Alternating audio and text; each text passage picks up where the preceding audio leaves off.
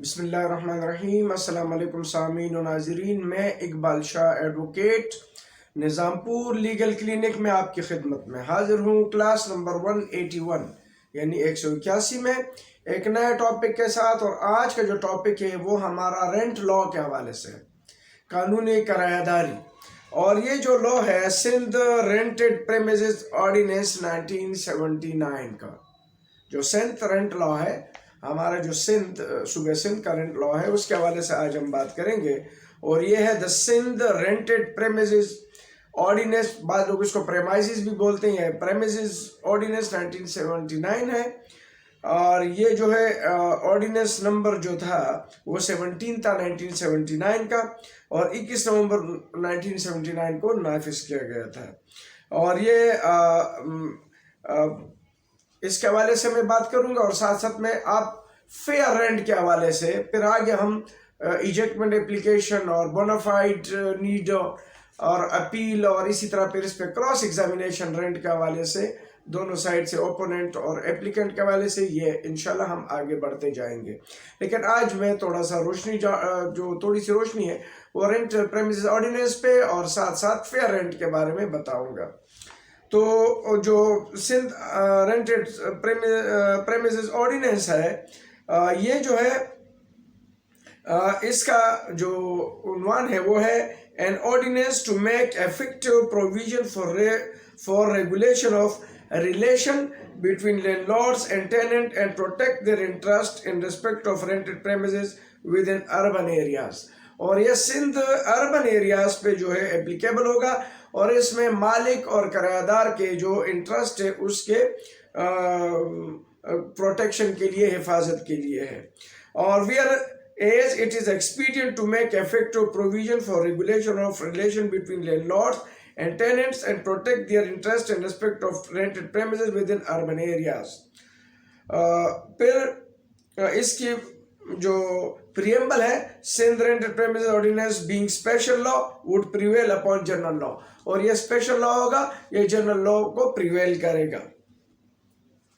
और ये जो है इसमें सेक्शन 2 में इसके तमाम जो है डेफिनिशंस हैं कि बिल्डिंग पर कंट्रोलर, फेयर रेंट और लैंडलॉर्ड, लैंड, पर्सनल यूज और प्रेमिसेस, टेनेंट, ये जो है ये सारे सेक्शन 2 में जो है वो इसके डेफिनीशन है सारे। और हम आप आते हैं सीधे जो है फिर इसकी एप्लीकेबिलिटी है सेक्शन 3 में। और all premises other than those owned are requestioned under any law or on behalf of the federal government or provincial government situated within an urban area shall be subject to the provision of this ordinance। और इसका जो है fair rent जो है, जब हम आते हैं, लेकिन ज़हन में रख लिया कि होटल प्रेमिसेस जो है वो रेंट लॉज में नहीं आएगा। ये प्रेमिसेस होटल का, किसी भी होटल का। अब हम आते हैं फेयर रेंट, और सेक्शन 7 है हायर रेंट नॉट चार्जेबल, और नंबर 8 है सेक्शन फेयर रेंट। सेक्शन 7 पे पहले आते हैं कि higher rent not chargeable, no landlord shall charge or receive rent in respect of any premises at the rate higher than that mutually agreed upon by the parties, and if the fair rent has been fixed by the controller in respect of such premises at the rate higher than the fair rent। कभी भी higher charges कोई भी जो है landlord नहीं ले सकता जब एक बार वो एग्रीमेंट, रेंट एग्रीमेंट में फिक्स हो जाता है, या फिर कंट्रोलर ने जो है जो रेंट कंट्रोलर होता है वह अक्सर सीनियर सिविल जज होता है, या उसने रेंट फिक्स किया हो तो उससे लैंडलॉर्ड नहीं लेता है। अब फेयर रेंट की तरफ आते हैं कि फेयर रेंट कैसे होता है और कैसे फिक्स किया जाता है। सेक्शन 8 पे हम बात करते हैं। द कंट्रोलर सब सेक्शन 1 है। सेक्शन 8 रेंट प्रेमिसेस ऑर्डिनेंस 1979 का सेक्शन 8 है फेयर रेंट का। वो the controller shall on application by the tenant or landlord determine fair rent of the premises after taking into consideration the following factor.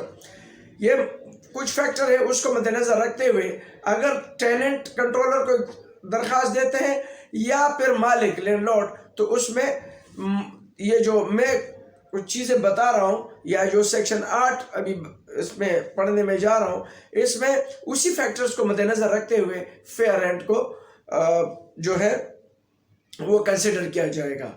A. The rent of similar premises situated in the similar circumstances in the same or adjoining locality. आसपास locality में या आसपास जहाँ उसी मकान के या उसी मकान के बराबर के जो भी किराया चल रहा होगा, उसी का जो इन क्वेश्चन मकान है, जो सूट प्रॉपर्टी है, तो उसका ही जो है किराया भी उसी का होगा. ऐसा नहीं है कि बराबर में जो है 5,000 है और ये 10,000 देगा, नहीं.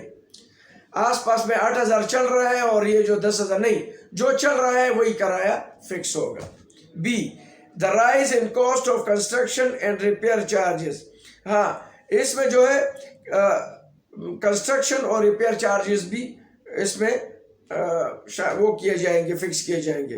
The imposition of new taxes, इसमें नए टैक्स हो if any after commencement of the tenancy, या फिर टेनेंसी के बाद जो होंगे उसमें भी मेंशन किया जाएगा कि अगर वो चार्जेस वगैरह आते हैं, टैक्सेस बढ़ते हैं, तो वो भी इसमें शामिल होंगे.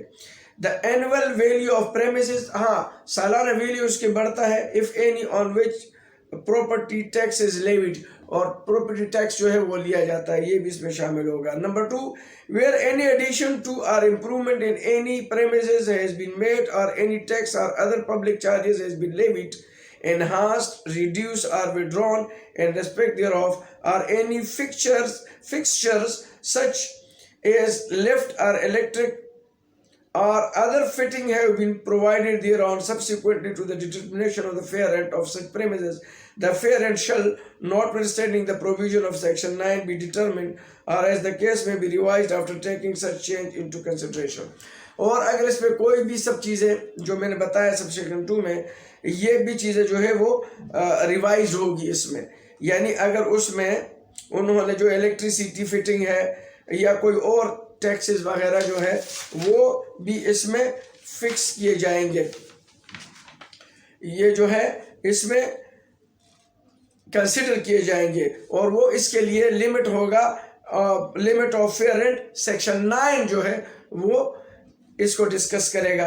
और वो किस तरह डिस्कस करेगा? Where the fair rent of any premises has been fixed, no further increase thereof shall be effected unless a period of 3 years has elapsed from the date of such fixation or commencement of this ordinance, whichever is later. The increase in rent shall not in any case exceed 10% per annum on the existing rent.